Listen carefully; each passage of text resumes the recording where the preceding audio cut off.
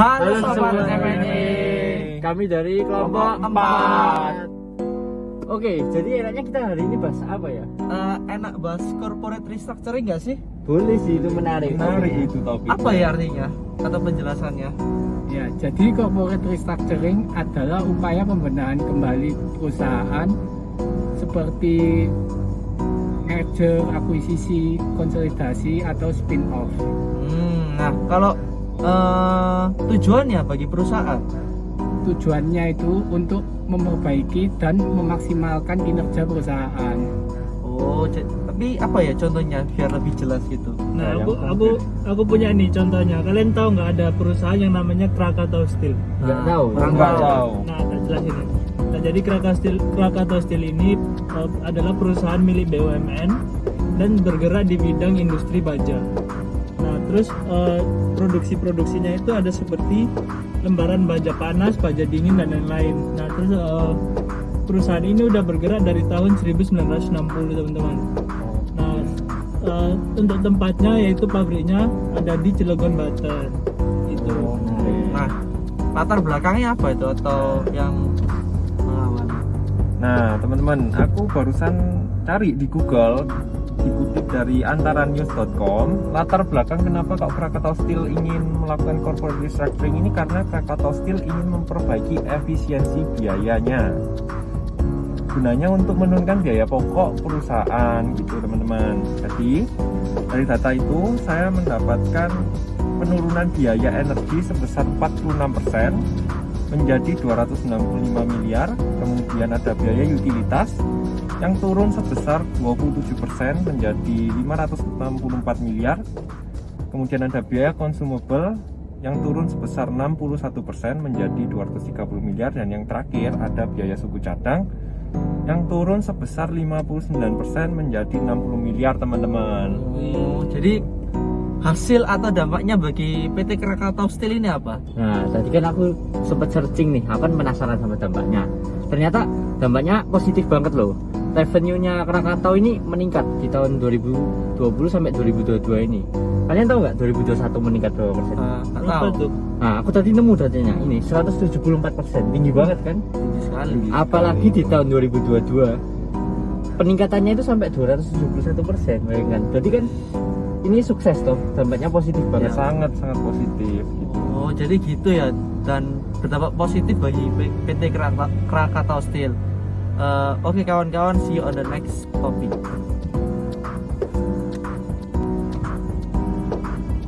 Ya teman-teman, tadi kan kita barusan membahas tentang corporate restructuring. Ya, sekarang kita mau bahas apa lagi nih? Aku punya ide sih. Aku Apa punya tuh? topik. Gimana kalau kita bahas joint venture?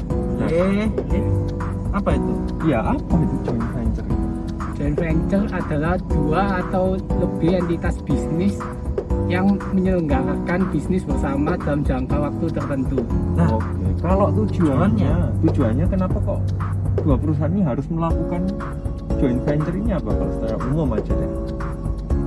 Ya, untuk memberikan kekuatan ekonomi kepada perusahaan induk, ya untuk mendapatkan keuntungan bersama. Oke, nah nggak afdol toh kalau nggak ada contohnya. contohnya, benar aku sekali. punya, Contohnya aku punya apa? contohnya joint venture. Ada dua perusahaan. Yang pertama Honda, yang kedua Sony. Oh, apa tuh? Sony. Sony kalian tahu nggak? Tahu sih, Merek tapi audio Aku kan jelas ya. Jadi perusahaan Oke. Sony ini adalah salah satu perusahaan teknologi terbesar di dunia yang berasal dari Jepang. Sony ini memproduksi alat elektronik, audio dan video. Sekarang ini Sony sedang mengembangkan research AI untuk menunjang produk-produk yang dijualnya. Oke, tadi kan Sony sama Honda. Honda aku Ah, tahu. Honda. Ini kan mobil kan? Nah, Betul. benar. Honda itu tadi kan Sony di manufakturnya kan elektronik dan kawan-kawan. Kalau Ya. Honda ini di mobil. Oke. Nah, dia juga dari Jepang sama salah satu yang terbesar juga di Indonesia. Nah, ini nih aku punya info ini. Dilansir dari beberapa sumber, Ya. hasil dari joint venture ini dilaksanakan pada tahun 2025, di mana dengan membuat mobil listrik dengan teknologi yang canggih. Di mana Honda ini membuat electric vehicle dan AI buatan Sony. Nah, kerjasama ini membangun mobil listrik yang akan dinamakan Sony Honda Mobility. Oke. Dan goal dari kerjasama ini setiap tahunnya itu membuat 2 juta mobil listrik di setiap tahunnya. Oke, jadi gitu ya teman-teman untuk penjelasan joint venture beserta contohnya. Sekarang kita ke next topic. Oke teman-teman, sekarang kita sudah sampai di topik terakhir dari pembahasan video kali ini. Apa yang mau kita bahas teman-teman? Enaknya apa? Strategic alliance ya sih. Nah, oke. Kita putuskan itu strategic alliance ya. Strategic alliance itu apa sih? Yuran tahu. Iya, Nah, coba. strategic alliance adalah perjanjian bisnis antara dua perusahaan yang memutuskan untuk melakukan kerjasama. Nah, kalau tujuannya secara umum, kenapa kok dua perusahaan atau lebih itu melakukan strategic alliance? Tujuannya strategic alliance ya agar sumber daya yang dimiliki tercukupi dan dapat saling berbagi ilmu dengan perusahaan lain. Oke, nah ini aku ada tipe-tipe dari aliansi strategis atau strategic alliance ini. Betul. Secara umum itu dibagi menjadi 4. Yang pertama ada joint venture yang tadi barusan kita sebelum topik ini kita bahas. Kemudian ada equity strategic alliance, ada non equity strategic alliance, dan yang terakhir ada global strategic alliance. Nah, equity sama non equity ini yang membedakan itu adalah ada kontraknya dan ada yang tidak ada kontraknya. Yang ada kontraknya itu yang non equity, dan yang tidak ada kontraknya itu yang equity. Kalau global strategic alliance itu kerjasama antara 2 perusahaan atau lebih, bisa lintas negara dan lintas industri teman-teman.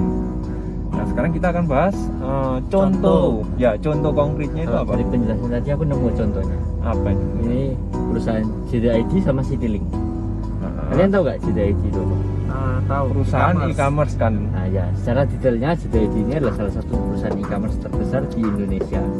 Jadi JDID ini memanfaatkan infrastruktur logistik dan kemitraan di seluruh Indonesia. Sehingga dengan menggunakan JDID itu pengiriman barangnya bisa sangat cepat dan menjangkau seluruh wilayah Indonesia. Oke. Nah, kalau kan tadi udah JDID. Nah, sekarang ada yang tahu nggak Citylink itu apa? Pesawat. Pesawat. Nah, Maskapai kan. Nah, benar. Tapi Citylink ini ternyata adalah anak perusahaan dari PT Garuda Indonesia. Nah, dia udah didirikan itu dari tahun 2001 dan juga mulai beroperasi di tahun 2001. Citylink juga udah memiliki tujuannya itu ada sekitar 40-an dari 90-an kota di Indonesia. Gitu.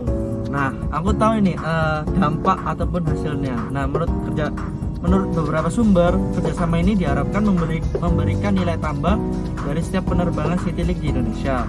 Nah, pengalaman berbelanja dengan online dalam penerbangan kiranya menjadi suatu pengalaman unik tersendiri. Enak nggak sih kalau bisa terbang terus bisa sambil belanja? Unik Enak sih tuh. untuk pengalamannya sih itu.